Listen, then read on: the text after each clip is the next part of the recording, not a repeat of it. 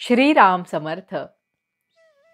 गुरुनी सांगितलेले साधन अनन्यतेने सांभाळावे. एकदा असे झाले की एक बाई बाळंतीण झाली आणि ताबडतोब तिच्या मुलाला दुसरीकडे नेले. पुढे काही वर्षांनी त्या दोघांची भेट झाली. तेव्हा मुलाला ही माझी आई आणि त्या बाईला हा माझा मुलगा हे ओळखता आले नाही. तशासारखे आपले झाले आहे. आपण इथे कशा करता आलो हेच विसरलो आहोत. खरे म्हणजे आपण काही एका निश्चित कार्याकरता जन्मलो आहोत. ते म्हणजे मनुष्य देहात परमात्म्याची ओळख करून घेणे हे होय. परंतु आपण विषयात पडल्यामुळे परमार्थाची ओळख विसरलो.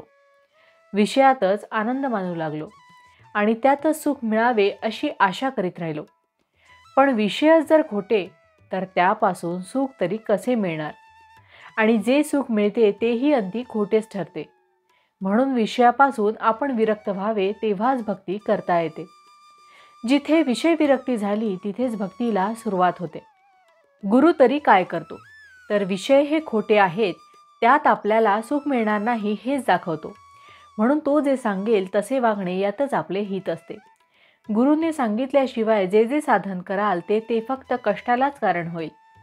साधनाची कितीही आटाआटी केली आणि शरीराला कष्ट दिले तरी ते व्यर्थ जातील. कारण गुरु व्यतिरिक्तची खटपट ती फारशी उपयोगाची नसते. गुरुने सांगितलेले साधन हलके मानून आपल्या मनाने केलेले साधन आपल्याला बरे वाटते. म्हणजे गुरुला गौणपणा दिल्यासारखे झाले. वास्तविक पाहता गुरु हा सर्वज्ञ आहे आणि तोच प्रत्यक्ष परमात्मा आहे. ही भावना दृढ झाली पाहिजे. ती तशी झाली म्हणजे त्याच्या वचनावर विश्वास बसतो आणि गुरु सांगेल ते साधन खरे असे वाटू लागते. गुरु तरी नाम हेच सत्य असे सांगतो आणि नामस्मरणाला आणखी दुसऱ्या काही साधनाची गरज लागत नसते हे पटवून देतो.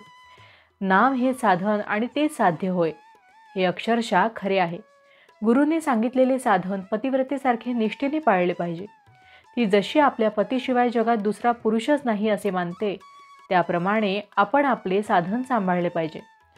जो असा अनन्यतेने वागतो त्यानेच गुरु आज्ञा प्रमाण मानली असे होते आणि त्यामुळेच त्याला खरे सुख होते.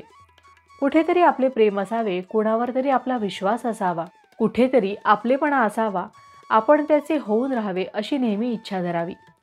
जितक्या अपेक्षेने आपण प्रपंचात सुख मिळवण्यासाठी धडपड करतो तितकी सर्व अपेक्षा जर भगवंताकडे लावली तर आपल्याला सुख खात्रीने मिळेल यात शंका नाही.